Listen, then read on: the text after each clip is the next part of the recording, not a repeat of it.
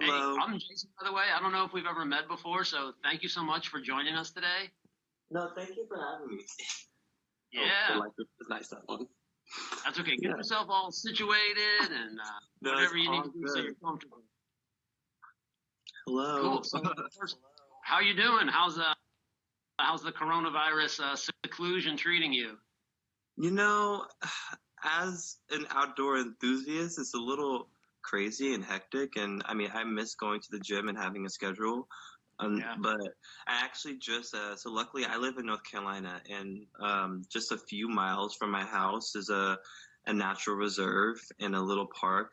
And so I just literally just took a walk on one of the trails, and luckily there was no one around. And so it was a really nice escape. I feel like it's really good to just get outside occasionally. Because for Yeah. me, because I have such bad asthma, the minute I came into the to my house, I just like isolated. Like I hadn't left the house in a week, and so my friend was like, "Hey, who's staying with me?" She's like, "Hey, like, have you left the house?" I'm like, "No." She's like, "Okay, it's time to go."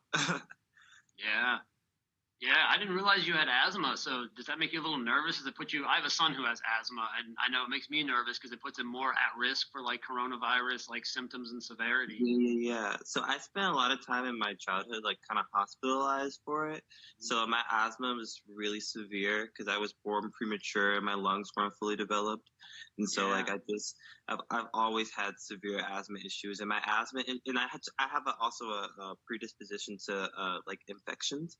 So Mm, even like I wrote an Instagram post about it like a week ago, but basically this January I had the flu, yeah. and instead of just being a normal flu, I ended up getting like a really severe upper respiratory infection, and I had to go to the hospital for it, and they had to put me on a bunch of medication. And so for me, like most like illnesses like that escalate to situations they shouldn't, which is why Yeah. like I try to be as precautious as possible. And especially with a virus with no cure, like this is the time for me to stay in the house.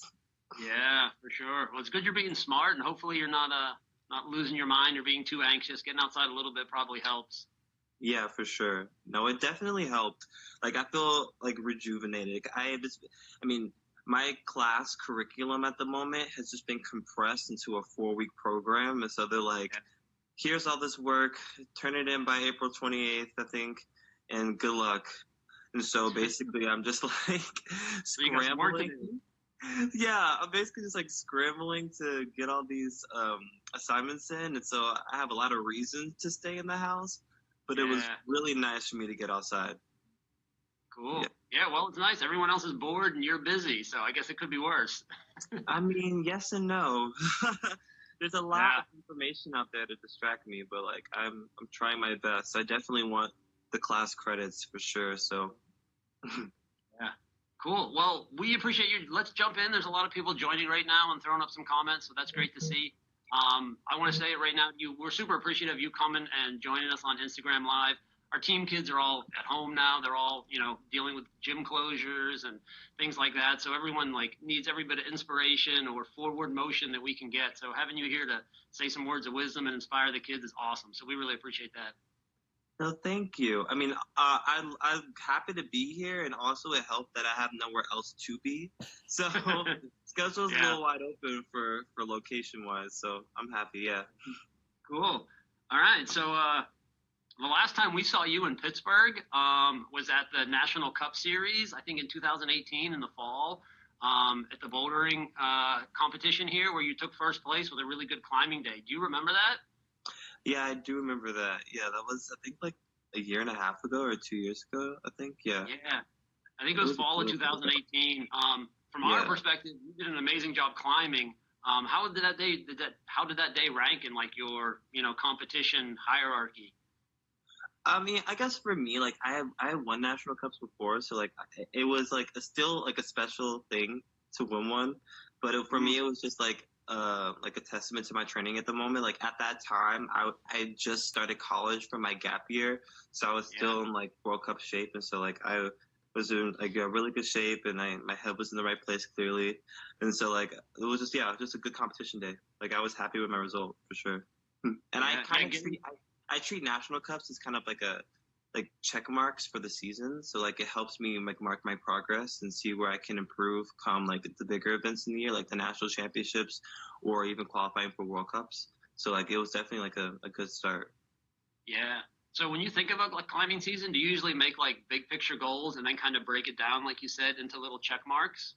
Yes. So for me, especially like I the big goal for me was always like doing well at the national championships and getting the opportunity to compete in World Cups. And so to be able to like peak at those right times, I really needed to like have those events leading up that kind of let me know like physically where I'm at, what I need to improve on, like what Yeah. new like style of setting is popular with the route setters at the moment and that I need to work on. It's just like all just like giving me tick marks of things that I need to improve on and perfect before like the my most important competitions come up. Yeah, yeah, that's great. Breaking a big giant goal down into something that's really specific and you can actually have action points is a great way to do it. I know we talk to our team kids a lot about like setting goals. And maybe you can talk about it. I know a lot of times they'll set goals that are like really big, really broad, maybe unrealistic, or maybe based a lot on performance, like getting this place at this competition here, those kinds of things that are sometimes hard to control. So, how do you go about setting those specific goals? For me, like setting goals, I think it's more so like I kind of sit down and I think about like what is the end goal? Like where do I want to be in the sport? So like whether that's like winning a World Cup or a World Championships or such, like that might be my big long term goal. And then it's like, okay, but how realistic is it in the moment? And so I have to kind of break it down by where I'm at physically, where I want to be physically, and like the trajectory of how to get there. So if I'm a youth competitor and I want to be like do World Cups in the future, that means that I need to be as good of a youth competitor as I can be, so I can continue to get stronger. So that by the time I become an adult, I can have the physical prerequisites to be prepared for the adult competitions. And Yeah, also that means like watching World Cups, watching national championships, seeing climbing with those guys to see like how talent, well, not just how talented they are, but like what it takes to be at that level. And so I feel like, and then you start setting the micro goals, right? So like, yeah. what is in your sight? What can you achieve? Whether that's a local competition, a regional competition, divisionals, and then just inching your way up through there. So as you achieve those small goals, it's most important to like, okay, I've achieved that. Then what's next? You have to keep looking forward, to keep moving forward, so you could achieve the big goal.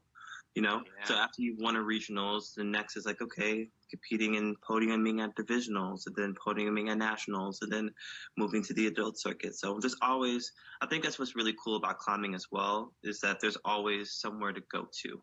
Mhm. There's always a new challenge to try and achieve. And so even if you win World Cups and you're the best, and then there's other facets of climbing to achieve as well. So Yeah, yeah. yeah, it's a great sport. That's great advice. So, what do you do when you come across one of those micro goals or even a big goal that you don't achieve?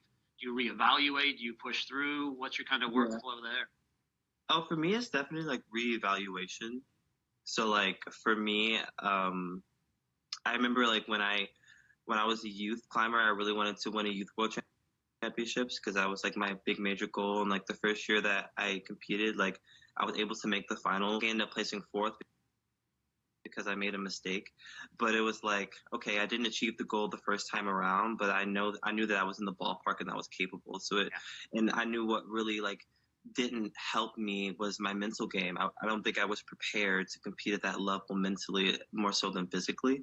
And so I had to go back in the gym and I started adapting my warm up routine. So it's like, okay, if a routine is what helps me mentally stay in the game the best, then what is that warm up routine? I need to write that down. I need to redesign it so that I feel more focused and centered in my climbing and so that I can execute the best on the wall. So that's when I started like my stretching routines, my meditation, my playlist on my MP3 player that I bring to competitions. And so just and that's what you have to do when you have those big goals. Especially when you don't achieve them the first time, that means that something had to have made a mistake, even if it's like a mistake like a foot slip. Okay, I need to make more need to work more on my my feet pressure or my footwork or even my flexibility. There's always something to improve on. Yeah, that's very true. Um, yeah, you talked about the mental part. I know the mental part for us as coaches here with our youth climbers is sometimes the hardest part, to get them to break through barriers. And they worry a lot about things about like, comparing themselves to others and like things like that that really like don't get them in the best headspace to climb. So you already mentioned some things like, having music in your ears and having a stretching routine. Did you develop those? Did you try a bunch of things and pick the one you liked? Like, how did those mental techniques kind of come about? Well, luckily, I had a couple of personal coaches when I was younger that helped me, like organize those training aspects, like and give Yeah, me suggestions for exercises. Because I mean, at the time, I think I was like 13, and so like I wasn't like well versed on looking up exercises by myself and like putting them in a training program. Like, I mean, I have ADHD. Like, I was not prepared to do that, but luckily, like it's either you have the resources available or like maybe even like looking into your community and like finding people who do have them. yeah, So even though like I may not have googled and have the capacity to stay disciplined and find the training program I'm focused on, like luckily I had coaches who were who yeah, could help me design those programs, keep me on track and stay with me in the gym, and also my mom who stays with me in the gym, especially when I was younger. Like, she was my belayer and she conveyed my training programs to me because as a kid that the message wasn't coming across in like a spreadsheet that I wasn't willing to read. And for so sure. yeah, just definitely like having that support system and also like, realizing where you need help and how to ask for it. Yeah. Yeah. So you mentioned coaches, and that's something that's near and dear to my heart as like the youth director here. What are some things that coaches like have done for you that have really worked well, that have increased your performance, that have made you like a happier climber? What are those things that we should replicate with our youth climbers? I feel like for me, the best thing about having a coach is structure. So Mm, as a kid, I feel like structure is not innate. It does not come naturally. We kind of just live life and do whatever. But having yeah. someone there to keep us on a program who can also identify the things that we can't, like our weaknesses, like how to improve incrementally. Having someone there to be able to see the long term goal and to mark your progression is Yeah. super valuable and something that a lot of kids just don't have at a young age. And so Yeah. I feel like that for me, that's the most valuable aspect that any coach can give. Also, just being like a emotional support system as well, because I mean, I feel like your coaches a lot of times in a lot of situations see you more than your parents do. My Mm, my my situation is a little bit more unique because like my mom was in the gym with me, but most parents aren't, especially if you had like a major, like if I had a major climbing team in my area, like my gym. yeah. And so like having those teams and realizing that your coach takes on like a parental figure because they see you more than your parents probably do. It's like being there for them as emotional support or, just like in kind of just taking on that role. It's kind of necessary because like what you do influences more than just their climbing, but also like their personality and how they interact with people. Yeah. So like that consistency with coaches, being there consistently emotionally, but also being there for that consistent structure and tracking of goals and progress. That's really Yeah. great.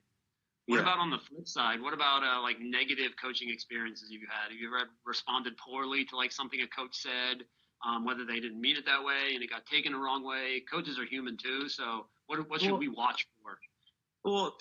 it's also important to note that on a team you can have 4 or 5 coaches, even Yeah, on big teams maybe, but you yeah, have like several children, like tens, even maybe even 100 kids, and so in each kid learns differently, interacts with people differently, and react to your coaching style or your style of watching over them differently. So because every kid is different, you have to kind of treat them differently. And yeah, so I feel like for me, not every coach works for me, but like I work with other people. As a kid, especially kind of considering I didn't have a team, I kind of was like I don't even know. I always call myself like a charity kid because like I would just like mhm, float between teams, big teams, and like work with different people all the time. But like, yeah, not all of them worked with me. We didn't all connect. But I think the important part is like finding someone or working with someone that you feel like you connect with best, and hopefully like your personalities show well to a point where like you feel like you're improving with them. You're not fighting them, but you're improving together.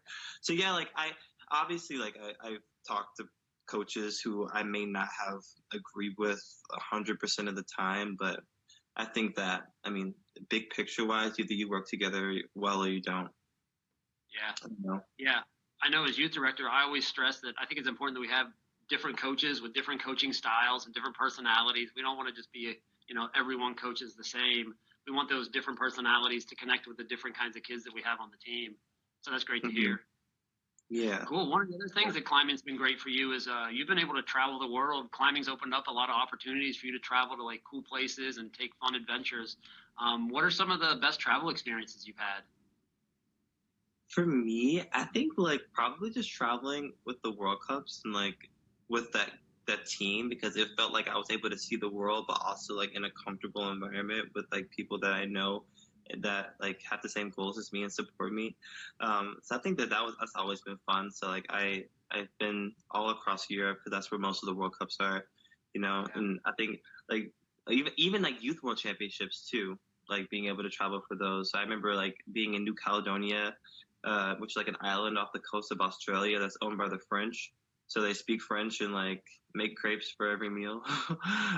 And like that was always fun. Also going to Arco and like eating all the gelato because gelato is so delicious. Or even like being able to experience cultures that are like completely opposite of the US, like China, like going to China, going to Guangzhou and Shanghai and the different cities and like interacting with the people and the cultural differences. I feel like it definitely builds like a level of empathy because you realize like people aren't rude or people aren't disrespectful. They just literally like experience things differently from you. The culture is different and what's acceptable is different. So it definitely like develops a level of empathy. Yeah, it's great that you've learned things from your experiences and not just benefited, your own self. Like you're now a better person because of those experiences, and that's what's really important about travel. Yeah, I mean, I hope so. Cool. The other thing that travel brings up is they've just postponed the Olympics, which is the big news. But I know you had to weigh the decision whether to train for the Olympics. I know that was like maybe a year or so ago. You were debating if you wanted to go to the Olympics, if you wanted to train for it, if you didn't.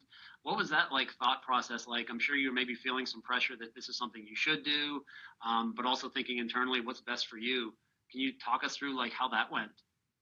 Yeah, so I feel like for me, like a couple years ago, I actually around the time when I was competing at the national cup at your gym, I was Yeah. realizing the fact that for me, I kind of had reached a crossroads point because college, I was living on my own in college, taking on a higher course load. Like, and in college is definitely a period where like you have to figure a lot of things out and you're much more independent. And so like scheduling and time constraints is really difficult.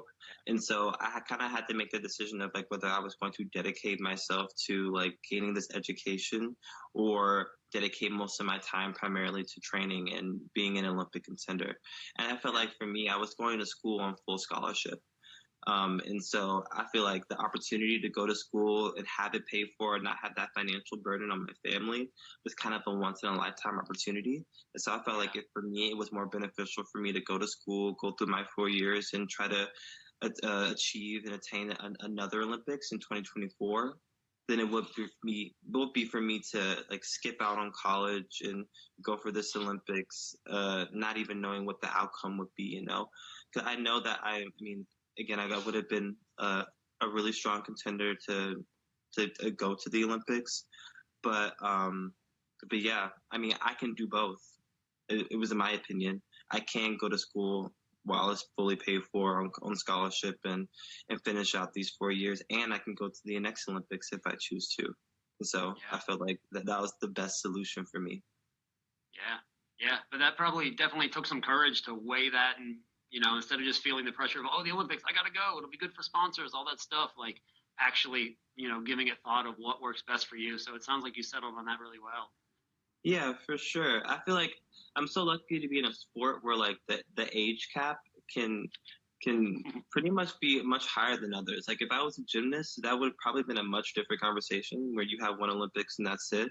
But you have like World Cup competitors that reach their late 20s, even early 30s, and are still winning World Cups. And so it is physically possible to be at that level and be at a slightly older age than most other sports. And so that definitely gave me like some confidence in my ability to do that. Yeah, climbing's a unique sport. It's going to be super fun to see what the unique format in the Olympics is going to turn out to be like. We definitely have some kids on our team probably who have Olympic aspirations and dreams. Even some of our younger kids, like now that that's a thing, that's something that's out there that people want to work towards. What advice do you have for like the parents of like our team kids right now, as like a way to like support their kids, in like a positive way? I just think that like advice in terms of like just like yeah, supporting kids' just dreams in climbing or for the Olympics or okay. Yeah, not specifically for the Olympics, just supporting their kids on the climbing team. It sounds like you had a really supportive mom who really worked Yeah, for hard and put sure. your back and yeah, pushed you forward, but in a way that didn't turn you off from the sport or, give you burnout or like any of those like negative things. So what are maybe some of the things that she did that kept you going long term? Because climbing long term and consistent is what's going to make these kids grow. Yeah, for me, I think probably the best advice I have, well, I'll like kind of turn into a story. It's like for me, coming from where I was, like climbing just wasn't very popular. I mean, I'm in North Carolina right now in my hometown, and there's no mountains near us. It's predominantly a community that doesn't really do a lot of like outdoor recreation. And so because climbing was so unpopular, in my community, there was a lot of uncertainty. Like if I pursued this sport, like I wouldn't make any money in it or et cetera. But I feel like the important lesson, I guess, to learn in that is that you can kind of make anything into an opportunity if you're truly passionate about it. And so being able to see your child's aspirations and kind of foster that talent and ability, like they're going to be able to find their happiness and their career choice regardless of you know, what the job perspective looks like in the moment, you know? So just yeah, fostering that talent and continue pushing on. Like when I started the sport, like I had no idea I was going to be good at it. I just thought that like it was a cool thing for me to do. But I mean, it's worked out for me so far, which kind of yeah just shows you that like yeah, like anything can happen, and yeah, it's more important on focusing on what makes them happy because it will definitely work out in the end. Yeah. The things that make them happy, that's the things they'll stick with and, go long term. And that's where they'll see Right. the most growth. So that's great And advice. and if that's the thing that they'll reach their fullest potential in too, because if even if they're doing a job that pays them more money, if they're not happy, Yeah. it's really not going to work out. Yeah.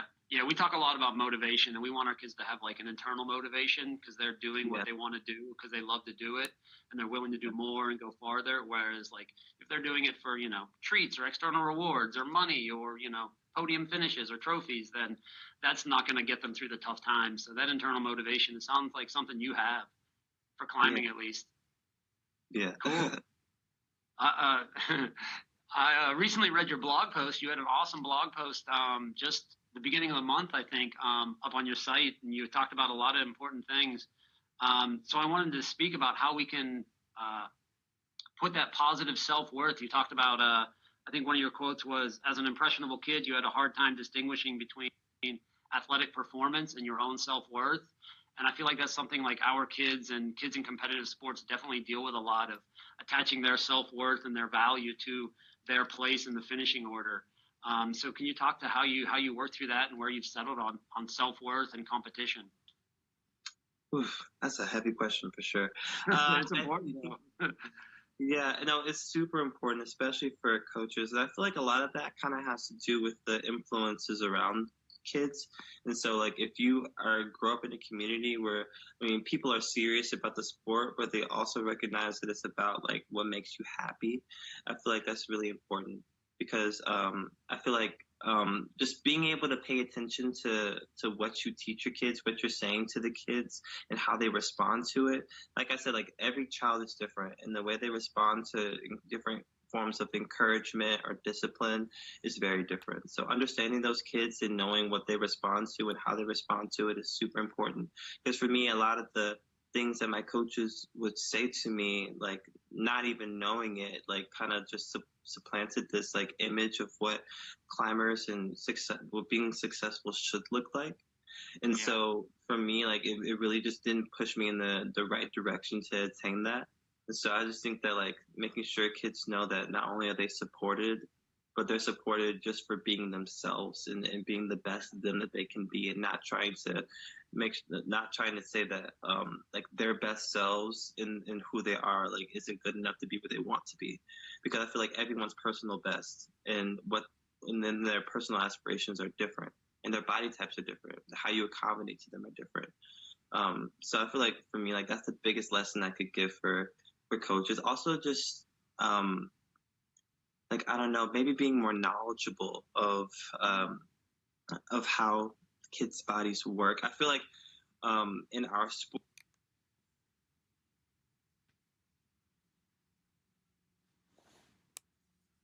because it's a bit, how do I explain it? I wouldn't say underdeveloped, but like it's definitely not like knowledge wise. There's not a lot of like statistics and homework on like how the wear and tear on climbing like works with children's bodies. Yeah. And so because of that misinformation, we kind of have to work with what we see. And what we see in a lot of times, especially like in the last decade or so, are like really small, skinny, really good, like talented World Cup athletes who are the ones achieving most things. So because of that, and because it's all you see, that's what people think is the image that you have to conform to. But I feel like having more research, having more information on that as our sport gets bigger, as an Olympic sport, would definitely push children in the right direction and make them realize that like success can come in so many different shapes and sizes. It just depends on like how you foster that child's time. Yeah, yeah, and it sounds like you felt like you didn't fit that typical mold. So I think it shows that, you know, there's pathways through all people that, you know, of different sizes, shapes, anything like that, actually provides like an avenue for something greater than maybe people would have ever anticipated.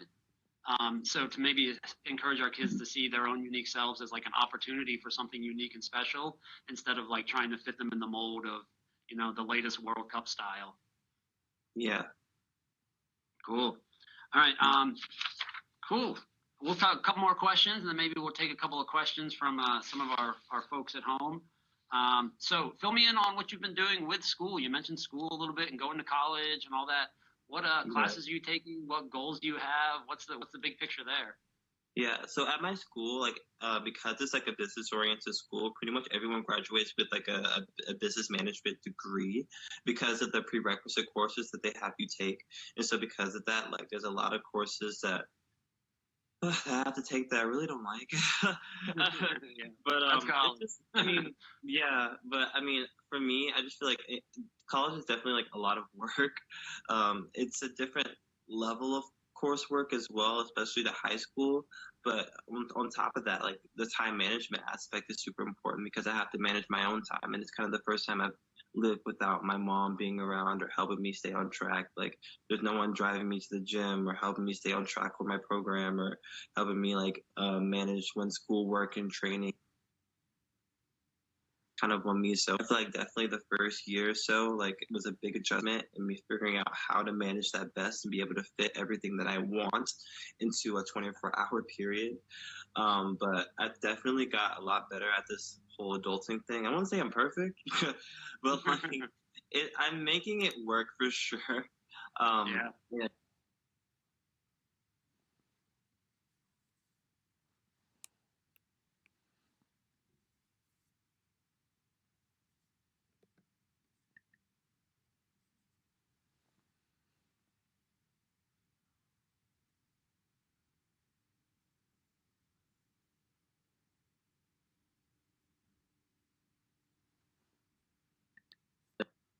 Do this compress because COVID-19 and everything, they've taken 2 weeks out of the calendar and like made all our classes work within a 4 week period. And so I kind of have to like do all this work in a limited amount of time. So at the moment, I'm kind of stressed out. But I think what's been really like cool about this time too is being able to like engage more on social media, because one thing about training and doing school is that I have pretty limited time for like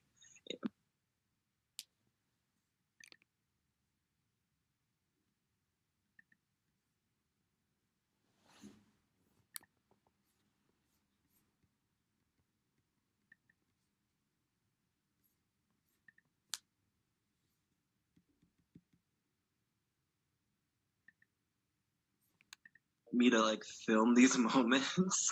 Yeah. So yeah, no, it's been really fun. Like my mom would do something silly, or like I'll do something silly, and I'll be like, "Oh, I should post that." My mom's like, "Are you sure? Yeah. Is that what Yeah. you want to do?" My mom always pulls the, "I have a PhD card, so like I have a real job. I can't be on film acting crazy."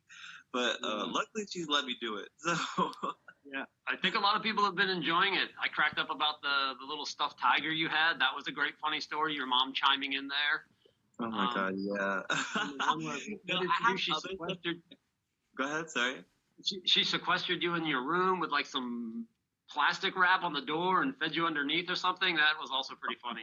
Yeah. No, seriously. I like was in the room working and I like coughed. And she came in to check on me and like bring me some soup.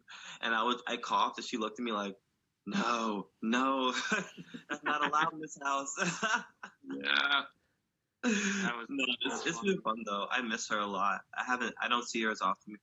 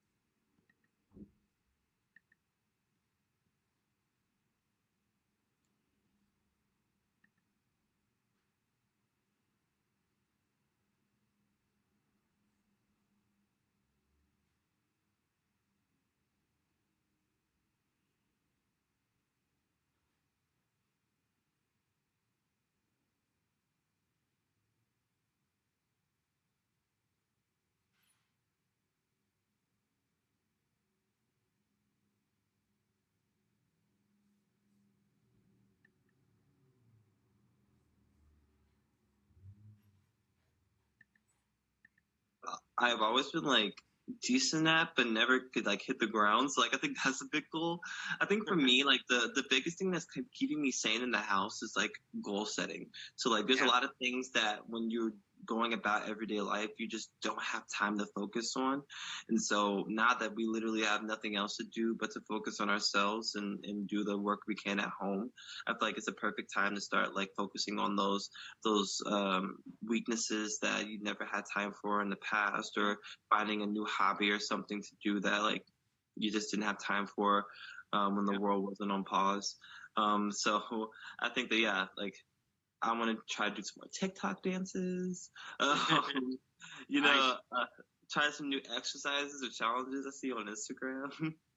Yeah, Yeah, I think that like yeah, right now just like setting micro goals. It's been really helpful, and I make lists all the time about like this is what I want to achieve this week, or this is what I want to achieve before the end of the quarantine, whenever that is. And so yeah.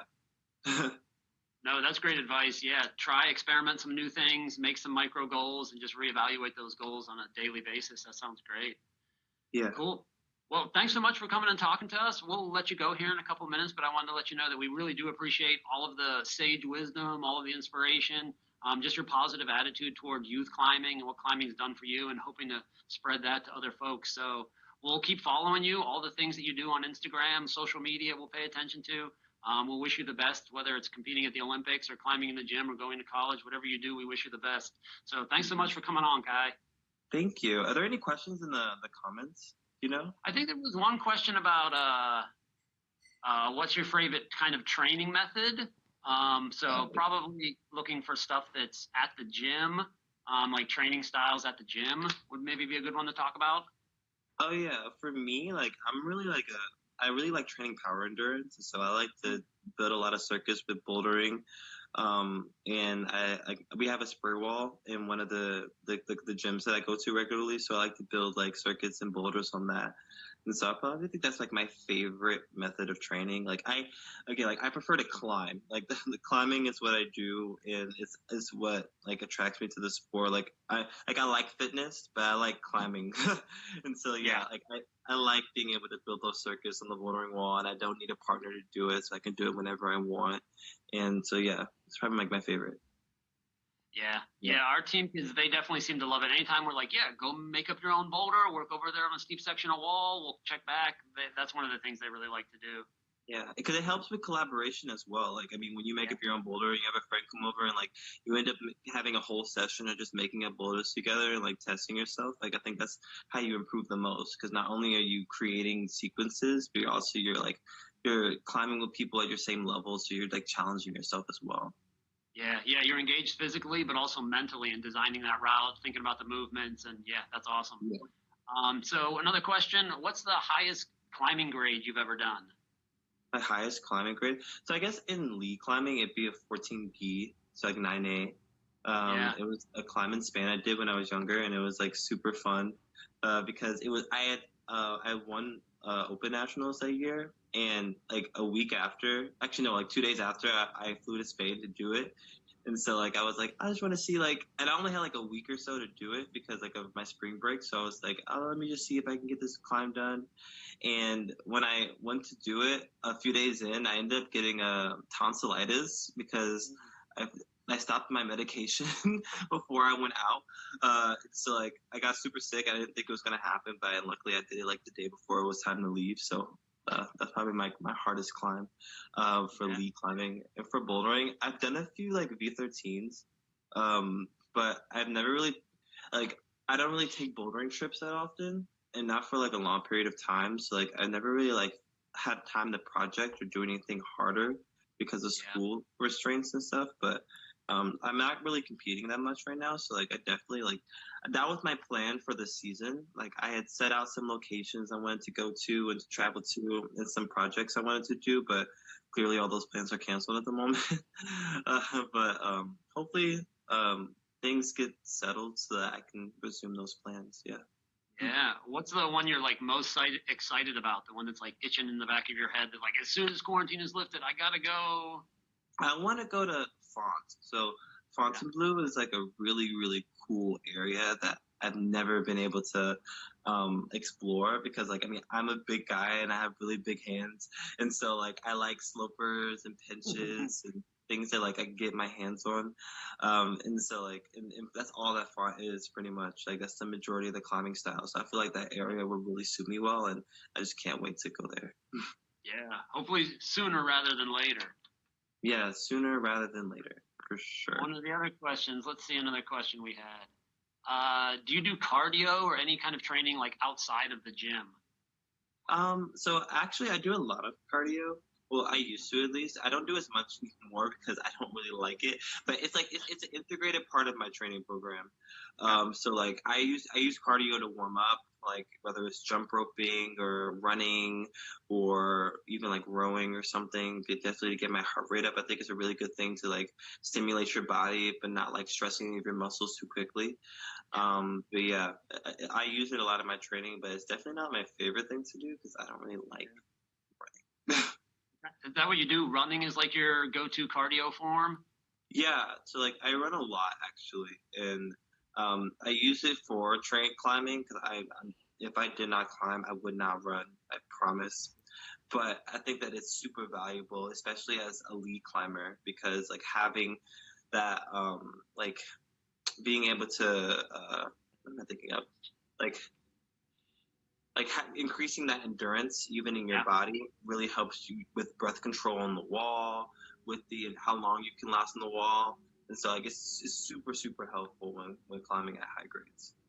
Yeah, no, that's great advice to incorporate. Another question. This is one I think about a lot when I climb. Do you have any tips on how to get into like the best climbing zone for sending a project? I feel like for me, when you think to like macro, like if you're thinking about what the goal is and what it would mean to achieve it, I feel like that's when you start to psych yourself out. So for me, my best way of coping with that is just focusing on each individual movement as it comes and like on where my body is. And so if I'm thinking solely about body awareness and what I'm doing, then I'm more focused on like what's immediate and not what's at the end. I feel like that really helps me like do projects, especially really quickly, because if I'm solely focused on like the beta that I'm doing or my foot placement or my hand placement, then I'm less likely to make mistakes because I'm completely like within myself on the wall. Hmm. Yeah, that's real interesting. That sounds similar to our discussion about goal setting, how you have a big macro goal, your boulder that you want to send or whatever, but then you break it down into the individual micro goals, which are the little movements, and you just focus on, that move, and then put it all together, and bam, that's where that goal happens. Exactly. Yeah. Cool. How do you keep from getting stressed out before competitions? How do I keep from getting stressed out? I mean, that's not, I mean, it happens. You get stressed Yeah, out. Like yeah. for me, like I used to get so nauseous before like I would compete, like because I would just be so nervous. But I feel like for me, like as soon as I went out onto the competition floor, like all those emotions would kind of just like float away, and I would immediately like gain this level of like focus because it was like thinking about it and not having anything to do to channel the energy is what makes us most nervous. But being in front of the wall and being able to again shrink my macro aspirations to like minimal movements really allowed me to focus in on what was in front of me and like help me achieve those goals. So I think that stress is nothing to fear because it definitely means that you care and it allows you to unlock that level of adrenaline to like reach your fullest potential. But it's like being able to channel that into performance and also being able to recognize that big goals don't happen without like small movements or setting small goals or being able to see from like a tunnel vision perspective is super important. Yeah, yeah, that's great advice. All right. Cool. I think that's about all the questions we had chimed in. We had a great chat with a lot of cool folks stopping by. Yeah. Anything else you want to say before we get out of here, Kai? Nope.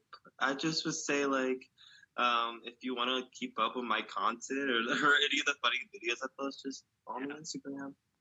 Yeah, we sure will. Thanks so much for stopping by. We'll be sure to follow you on Instagram and anything else you do in the climbing world. We'll have our eyes on it, and you got our full support. So, from us Yeah. here in Pittsburgh, all of our youth climbers, we appreciate you coming on and on helping us get to our goals. Thanks so much, Kai. Thank you for having me. Yeah, Bye. absolutely. Have a good day, man. Stay safe. You too.